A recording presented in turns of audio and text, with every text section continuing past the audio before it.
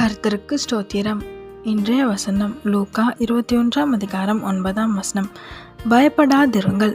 லூக்கா 21 9 பயப்படாதிருங்கள்.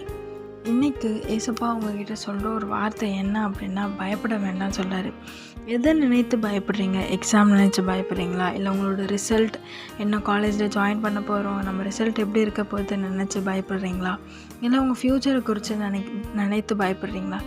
ஏதோ ஒரு காரியத்தை நினைத்து பயப்படுறீங்க. என் ஜாப் என்ன ஆகும், என் ஃப்யூச்சர் என்ன ஆகும், இந்த காரியம் நடக்குமா, நல்லபடியாக நடக்குமா, இந்த மாதிரி நிறைய விஷயங்களை நினைத்து குழம்பி போய் பயத்தோடு இருக்கிறீங்க.